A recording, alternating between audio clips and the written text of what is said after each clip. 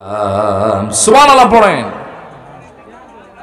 এর মধ্যে একটি বৈশিষ্ট্য গুণাগুণ এমন মর্যাদা আল্লাহ পাক আমার প্রিয় রাসূলকে দান করেছেন, তা আর কোনো পয়গম্বর নবী রাসূল ইহ জগতের পরজগতের কাউকেই দান করেন নাই। তা হলো ইলম, জ্ঞান, প্রজ্ঞা, হিকমত। আল্লাহ পাক আল্লাহর পরে সব চাইতে বেশি জ্ঞান হিকমত আল্লাহ আমার নবীকে দান করে দিয়েছেন। আওয়াজ করে বলেন সুবহানাল্লাহ। আল্লাহ পাক বলেন ওয়াআল্লামাকা মা লাম তাকুন তা'লাম। হাবিবেরে, আপনি যা জানতেন না আমি আল্লাহ পাক সব আপনাকে জানাই দিয়েছি। কেমন জানালেন? নবীজি তার জবানে মোবারকে বলেন উতিতু ইলমাল আউয়ালিন ওয়াল আখিরিন। আল্লাহ পাক আমাকে ইলমের শুরু, ইলমের শেষ, এ পৃথিবীর যত জ্ঞান, বিজ্ঞান, হিকমা, প্রজ্ঞা, ইলম আছে, আমি রাসূলকে আল্লাহ পাক পৃথিবীর সব ধরনের জ্ঞান, এনি কাইন্ড অফ নলেজ সব দান করে দিয়েছেন। আওয়াজ করে বলেন সুবহানাল্লাহ। হাবিব ওয়াআল্লামাকা মা লাম তাকুন তা'লাম।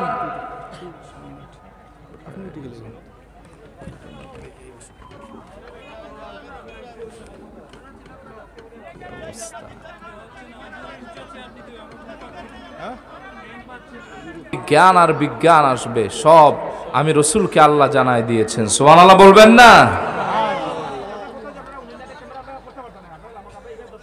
তারিখে খামিস থেকে আমি আপনাদেরকে একটি হাদিস শোনাই, যে হাদিসটি আবু বকর ইবনে ইস্তার মাউলিদ কিতাবের মধ্যে এনেছেন। ইমাম সারকাশী তার শারহ বুরদাতিল মাদিহের মধ্যে এনেছেন। আব্দুল্লাহ ইবনে আব্বাস রাদিয়াল্লাহু তাআলা আনহুমা থেকে বর্ণিত, তিনি বলেন লাম্মা উলিদান নবী সাল্লাল্লাহু আলাইহি ওয়া আলিহি ওয়াসাল্লাম قال في أذنه رضوان خازن الجنان أبشر يا محمد صلى الله عليه وآله وسلم فما بقي لنبي علم إلا وقد أوتيته فأنت أكثرهم علما وأشجعهم قلبا زبانك করে বলেন আল্লাহু আকবার। আব্দুল্লাহ ইবনে আব্বাস রাদিয়াল্লাহু তাআলা আনহুমা থেকে বর্ণিত, তিনি বলেন যেই দিন আমার প্রিয় রাসূল এই পৃথিবীতে শুভাগমন করলেন, আল্লাহর হাবিব এই দুনিয়ায় তাশরীফ আনলেন, রাসূলুল্লাহর বেলাদাতে মোবারকের দিনে আল্লাহর হাবিবের কান মোবারকে জান্নাতের রেদওয়ান ফেরেশতা এসে বলল, ইয়া রাসূলুল্লাহ, ইয়া হাবিবাল্লাহ, আপনার জন্য সুসংবাদ। আল্লাহর আলমে আপনার আগে যত পয়গম্বর নবী রাসূল এসেছেন পৃথিবীতে, আল্লাহ কাউকে এত বেশি ইলম দেন নাই যত ইলম জ্ঞান আল্লাহ আপনাকে দান করে দিয়েছে। ফাআনতা আকসারুহুম ইলমান ওয়া আশজাউহুম কলবান। আল্লাহর আলমে আল্লাহর পরে সবচাইতে মহাজ্ঞানী হলেন আপনি। ওয়াশজাউহুম কলবান, আপনার হার্ট, কলব মোবারক হলো সবচাইতে সাহসী, শক্তিশালী, পাওয়ারফুল। আওয়াজ করে বলেন সুবহানাল্লাহ। নবীজি সাল্লাল্লাহু আলাইহি ওয়াসাল্লাম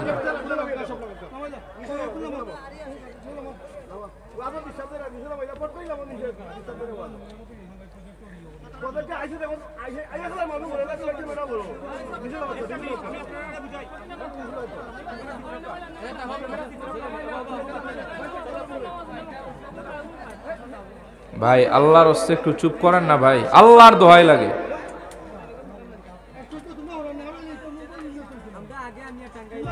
ওই লোকটার একটু থামান তো আল্লাহর রাস্তায়।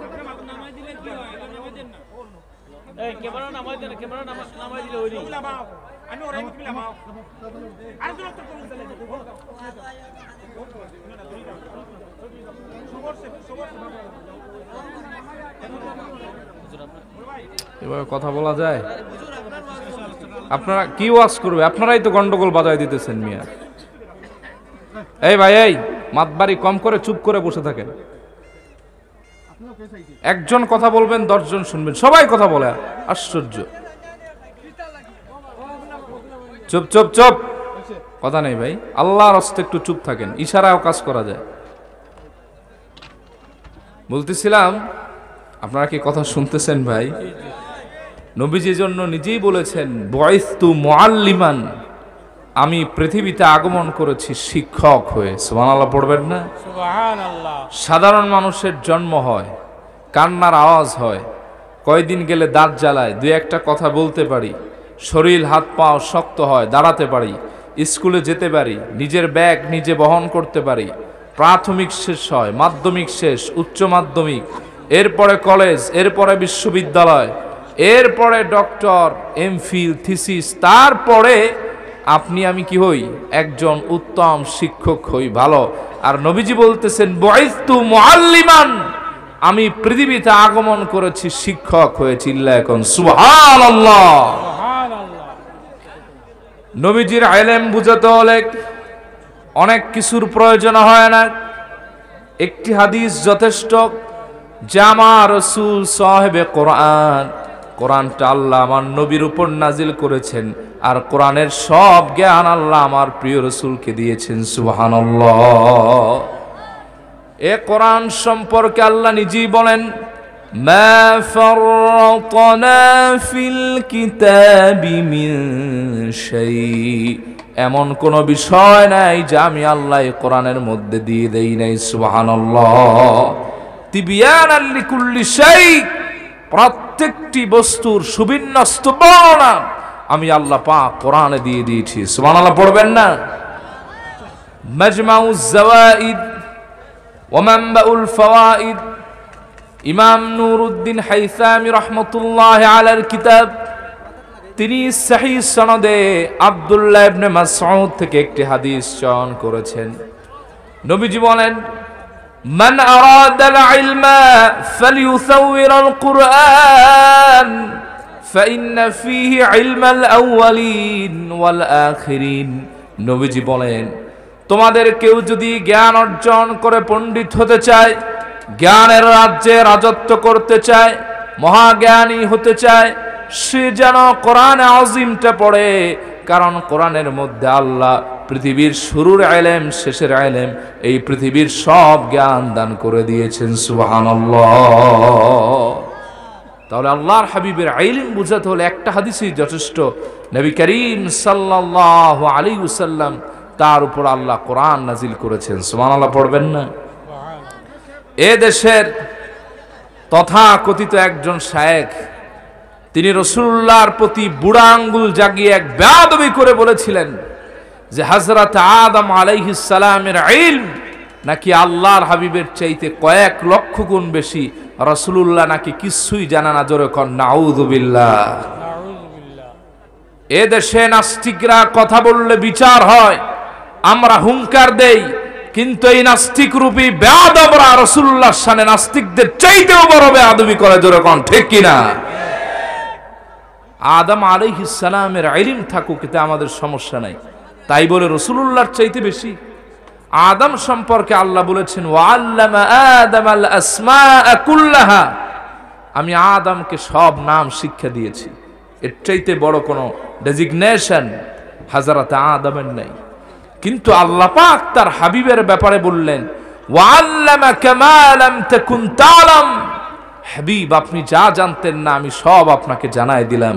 ওয়া কানা ফাদলুল্লাহি আলাইকা আযীমা, এটা আল্লাহর পক্ষ থেকে একটি বিশেষ দয়া, মার্সি আপনার প্রতি। সুবহানাল্লাহ পড়বেন না? সুবহানাল্লাহ। 4 বছর বয়সে আমার প্রিয় রাসূলের ইলমের পরিসীমা কত বেশি ছিল কল্পনা করা যায় না। আমার প্রিয় রাসূলের গোটা জিন্দেগিতে 4 বার সিনা চাক হয়েছে। ফার্স্ট টাইম, প্রথমবার 4র্থ অথবা 6ষ্ঠ বছর বয়সে ওয়াদিয়া হালিমা রাসূলুল্লাহ তার দুধমা হালিমাতুস সাদিয়ার বাড়িতে লালন পালন হচ্ছিলেন। দুধ ভাইয়ের সঙ্গে খেলাধুলা করতে লাগলেন।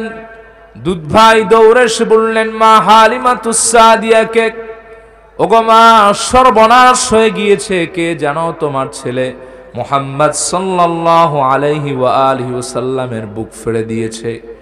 হালিমাতুস সাদিয়া রাদিয়াল্লাহু তাআলা আনহা দৌড়ে এসেছেন। দেখেন আমার নবীজি বসা, কোনো কথা বলেন না, চুপচাপ বসে আছেন। বললেন, বাবারে, শুনলাম কে যেন তোমার বুক ফেড়ে দিয়েছে রে বাবা। বলে, মা, দুইটা লোক আসলো, আমাকে শুইতে বলল, আমার বক্ষের মধ্যে শাহাদাত আঙ্গুলি দ্বারা রেখা টানলো, ইশারা করলো, এরপরে আর আমি কিছু বলতে পারি না। বলে, বাবারে, এখন তোমার কেমন লাগে বলো।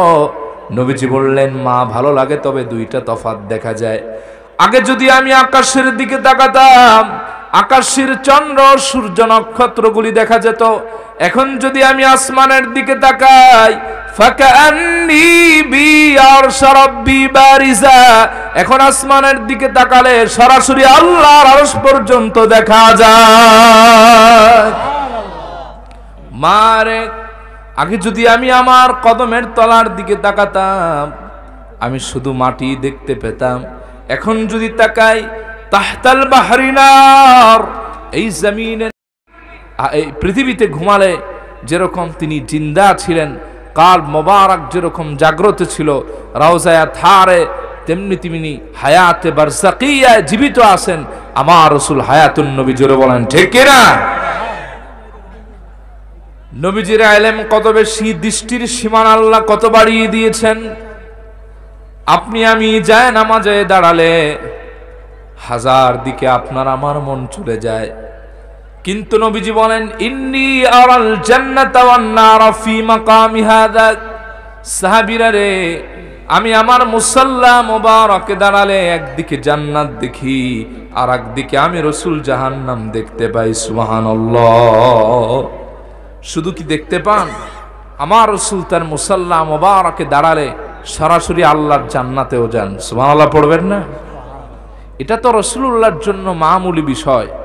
যে রাসূলকে আল্লাহ পাক দাওয়াত দিয়ে, সুপারলেটিভ পাওয়ার দিয়ে আল্লাহর আরশ আজিমের মেহমান বানিয়েছেন, দিদার ইলাহি নসিব করেছেন, সে রাসূল নামাজে দাঁড়িয়ে জান্নাতে যাবে, এতে আশ্চর্য হওয়ার কিছু নাই। ঠিক কিনা বলেন? বুখারীর বর্ণনা, হাদিসটি একাধিকবার রিপিট হয়েছে। রাসূলুল্লাহ আমার একদিন নামাজে দাঁড়িয়েছেন মুসাল্লা মোবারকে, একবার নামাজের মধ্যে তার হাত মোবারক সামনে নেন, আর একবার সংকুচিত করে পিছনে নিয়ে আসেন।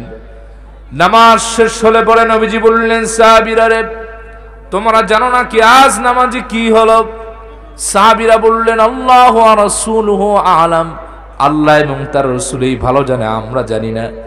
নবীজি বললেন, সাহাবীরা শুনে নাও, আজ যখন আমি আমার মুসাল্লা মোবারকে নামাজি দাঁড়ালাম, মুসাল্লা মোবারক থেকে সরাসরি আল্লাহর জান্নাতের মধ্যে চলে গেলাম।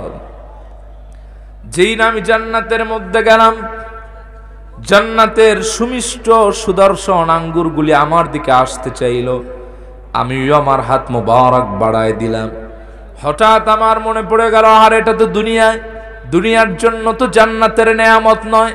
কারণ আল্লাহ পাক বলেন, فلا تعلم نفس ما أخفي لهم من قرة أعين جزاء بما كانوا يعملون।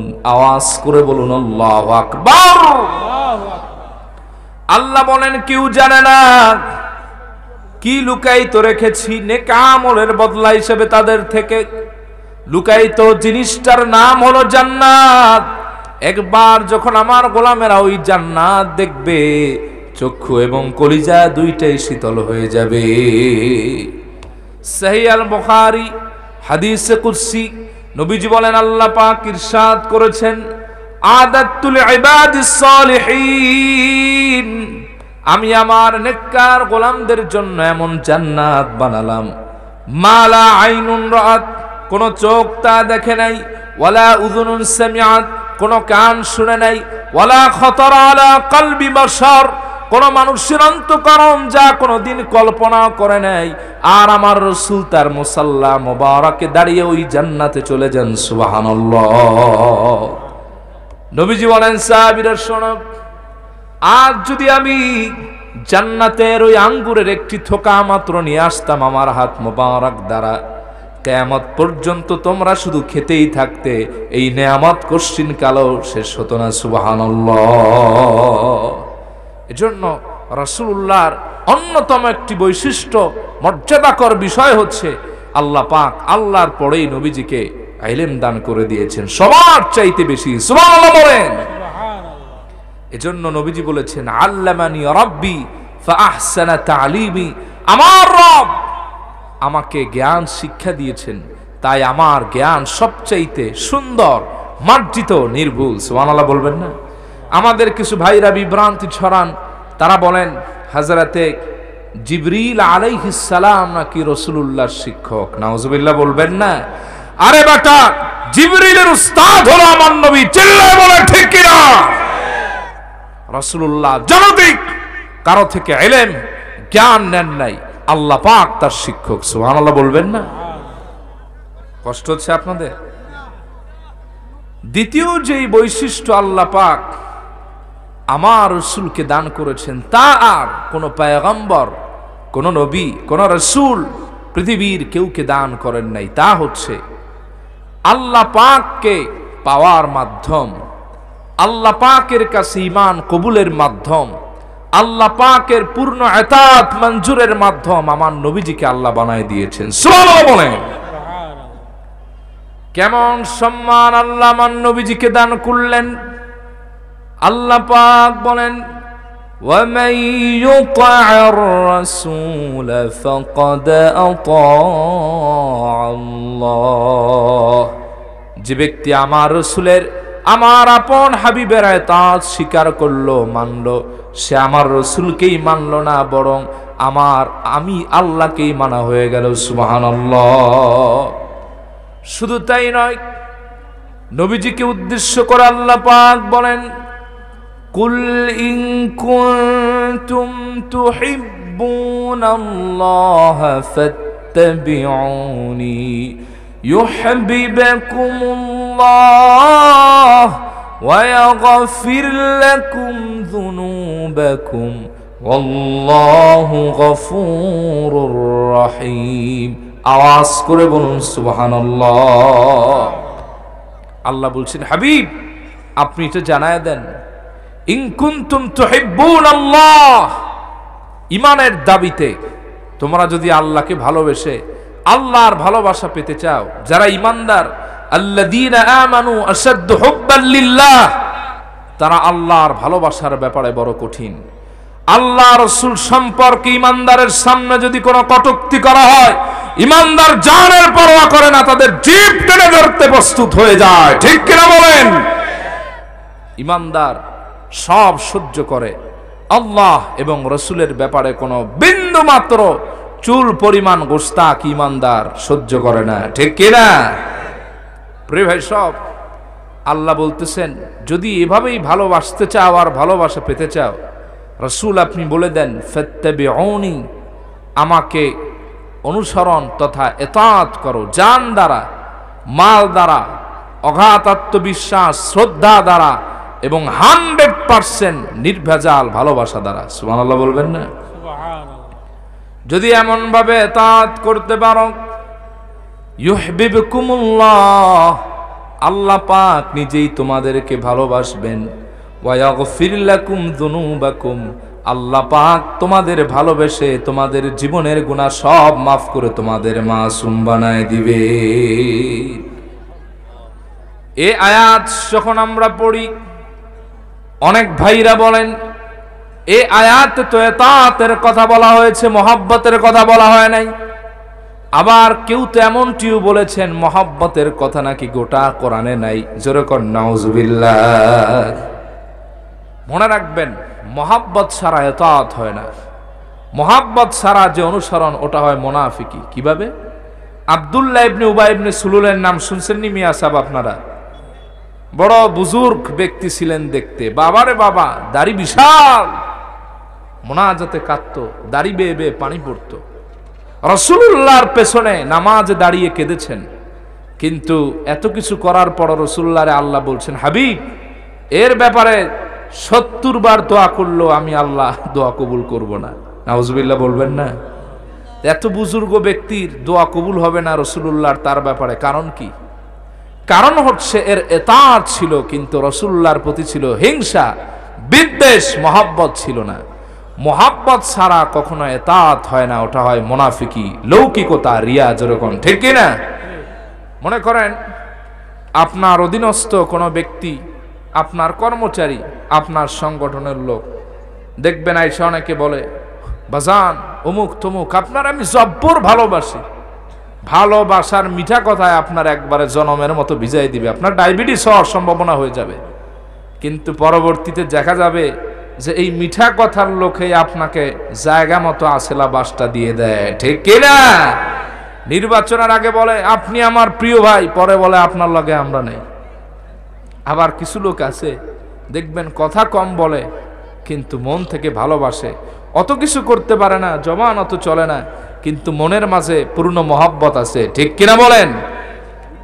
প্রিয় ভাই সব, তা আল্লাহ বললেন ইউহিব্বুকুমুল্লাহ, আল্লাহ পাক নিজেই তোমাদেরকে ভালোবাসেন, ওয়া ইয়াগফির লাকুম যুনুবাকুম, এবং আল্লাহ পাক তোমাদের জীবনের গুনাহ মাফ করে দিবেন। সুবহানাল্লাহ পড়বেন না?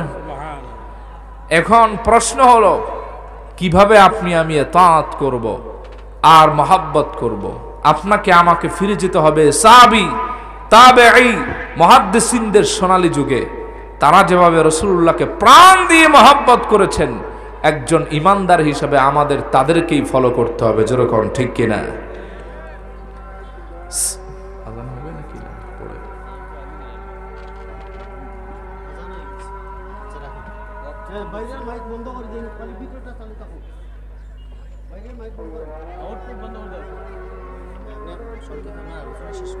কয় মিনিট? 15 মিনিট। আমার 10 মিনিট। সহিহ আল বুখারী 170 নম্বর হাদিস। এই হাদিস ওপেন করলে চোখের সামনে নিয়ে আসলে দেখবেন সাহাবায়ে কেরাম, তাবেঈন আযমদের রাসূলুল্লাহর মহব্বত কত ছিল। সুবহানাল্লাহ। ওয়ান ইবনে সিরিন قال قلت لعبيده عندنا من شعر النبي صلى الله عليه وآله وسلم أصبناه من قبل أنس أو من قبل أهل أنس। প্রখ্যাত তাবেঈ সম্রাট মুহাম্মদ ইবনে সিরিন বলেন, আমি একদিন আবিদাকে বললাম, আবিদারে, আমাদের কাছে আল্লাহর হাবিবের চুল মোবারক গুলি থেকে কিছু চুল মোবারক মওজুদ আছে, সংরক্ষিত আছে, আমাদের জিম্মায় আছে, যেটা আমরা আনাস রাদিয়াল্লাহু তাআলা আনহু অথবা তার পরিবার থেকে পেয়েছি। এবার দেখেন তাবেঈ রাসূলুল্লাহর প্রতি মহব্বত কেমন। ফাকালা লান তাকুনা ইনদি শারাতুম মিন আহাব্বু ইলাইয়া মিনাদ দুনিয়া ওয়া মা ফিহা। জবান ছেড়ে বলেন আল্লাহু আকবার। প্রখ্যাত তাবেঈ মুহাম্মদ ইবনে সিরিন বলেন, যদি আমাদের কাছে আল্লাহর হাবিবের এই চুল মোবারক গুলি থেকে মাত্র একটি চুল মোবারক মওজুদ থাকে, এই পৃথিবী এবং পৃথিবীর মাঝখানে যা আছে সব কিছুর চাইতে আল্লাহর হাবিবের একটি চুল মোবারক আমার কাছে থাকা অতি প্রিয় হয়ে যাবে। সুবহানাল্লাহ বলেন। আরেকটু সহজ করে বুঝায় দেই, তাবেঈকে যদি বলা হয় এই নাও আল্লাহর হাবিবের একটি চুল মোবারক দিলাম, আর এই নাও গোটা দুনিয়ার বাদশাহী সুপারলেটিভ পাওয়ার দিয়ে দিলাম, কি নিবা? তাবেঈ বলবে আমার গোটা দুনিয়ার প্রয়োজন নাই, আমি আল্লাহর হাবিবের একটি চুল মোবারক নিয়ে হাসতে হাসতে জান্নাতে যেতে চাই। তাবেঈর মহব্বত রাসূলুল্লাহর একটি চুলের প্রতি এত বেশি, মোবারকের প্রতি, যে গোটা দুনিয়ার চাইতে তাবেঈর কাছে আল্লাহর হাবিবের একটি চুল মোবারক দামি। চিল্লায় কইবেন না সুবহানাল্লাহ। সহিহ আল বুখারীর সব চাইতে লম্বা হাদিসগুলির মধ্য থেকে 3টি হাদিসের একটি হচ্ছে এটি, এখন যেটি শোনাচ্ছি। 1700 শব্দের বেশি অ্যাড হয়েছে হাদিসে। রাসূল করিম সাল্লাল্লাহু আলাইহি ওয়াসাল্লাম যখন মক্কা থেকে মদিনা আল মুনাওয়ারায় হিজরত করলেন, সুদীর্ঘ অনেক দিন প্যারা নবীজি সাল্লাল্লাহু আলাইহি ওয়াসাল্লামের খোঁজ খবর মক্কাবাসী নিতে পারলেন না। কাফেররা, উতবা, সাহেবারা, মক্কার মোড়লরা, সর্দাররা, তারা উরওয়া নামক এক ব্যক্তিকে গোয়েন্দা হিসেবে নির্ধারণ করে মদিনা মুনাওয়ারায় পাঠিয়েছেন, যাও মদিনা থেকে তথ্য আদান প্রদান করো, দেখে আসো রাসূলুল্লাহ কেমন আছেন। উরওয়া চলে গেলেন মদিনাল মুনাওয়ারায়। মদিনা মুনাওয়ারা থেকে উরওয়া ফিরে আসলেন। উরওয়াকে বলা হলো, উরওয়া কি দেখে এসেছো বলো। উরওয়া বলে, আল্লাহর কসম করে বলি, যেই উদারতা, মহানুভবতা, যেই বৈশিষ্ট্য মুহাম্মদ ইবনে আব্দুল্লাহ সাল্লাল্লাহু আলাইহি ওয়াসাল্লামের মধ্যে দেখেছি, খোদার কসম তিনি নবী হবেন এতে বিন্দুমাত্র সন্দেহ নাই। আমার তো সমস্যা নাই, আপনারাই তো বললেন 30 পর্যন্ত বলবেন, টাইম বলবেন, ছেড়ে দিব, সমস্যা কি। উরওয়া বলল, আমি যা দেখে এসেছি খোদার কসম তিনি নবী হবেন এতে কোনো সন্দেহ নেই। বলে, কি দেখে এসেছো? বলে, আমি দেখলাম রাসূলুল্লাহ যখন থুতু মোবারক ফেলবেন, সাহাবায়ে কেরাম ভিখারির মতো দুটি হাত তাদের হাত দুটি রাসূলুল্লাহর লালা মোবারক আনার জন্য পেতে দেন। একজনের উপর আর একজনে হাত পাতেন, ইয়া রাসূলুল্লাহ আমি আগে, আমি আগে। যেই না আল্লাহর হাবিব কারো হাতের মধ্যে সামান্য একটু থুতু মোবারক দেন, চেহারায় মালিশ করেন আর দেহের মধ্যে মালিশ করেন, হাসতে হাসতে বাড়ি চলে যান। এই হাসির অর্থ হলো, গুনাহের কারণে আমার দেহটা জাহান্নামে যেতে পারত, কিন্তু আমি আশা রাখি রাসূলুল্লাহ লালা মোবারকের খাতিরে এই দেহকে আল্লাহ জাহান্নাম থেকে মুক্তি দিয়ে দিবেন। চিল্লায় এখন সুবহানাল্লাহ। বলে, আর কি দেখলা? দেখলাম ওয়াইদা তাওয়াদ্দা নবী সাল্লাল্লাহু আলাইহি ওয়াসাল্লাম কাদু ইয়াকতাতিলুনা আলা ওয়াদুহি। আমি লক্ষ্য করলাম রাসূলুল্লাহ যখন ওযু করেন, ওযুর পানি আনার জন্য সাহাবায়ে কেরাম হুমড়ি খেয়ে পড়েন, কে কার আগে আনতে পারেন। ফাজআলান নাসু ইয়াখুযুনা মিন ফাদলি ওয়াদুহি ফায়াতামাসসাহুনা বিহি। যেই না সাহাবায়ে কেরামের কেউ সামান্য একটু পানি পান, আইনা চেহারায় মাখেন, দেহের মধ্যে মাখেন, হাসতে হাসতে বাড়ি চলে যান। সুবহানাল্লাহ বলবেন না? আর তৃতীয় কি দেখলাম, রাসূলুল্লাহ একজনকে আদেশ করছেন এই কাজটা করো, সমবেত সাহাবী ওই কাজটি করার জন্য প্রাণ প্রচেষ্টা করেন, ঝাঁপায়া পড়েন, কে কার আগে আল্লাহর হাবিবের কাজটি শেষ করতে পারেন। ওয়া আখিরু দাওয়ানা আনিল হামদুলিল্লাহি রাব্বিল আলামিন। আসসালামু আলাইকুম ওয়া রাহমাতুল্লাহি ওয়া বারাকাতুহু।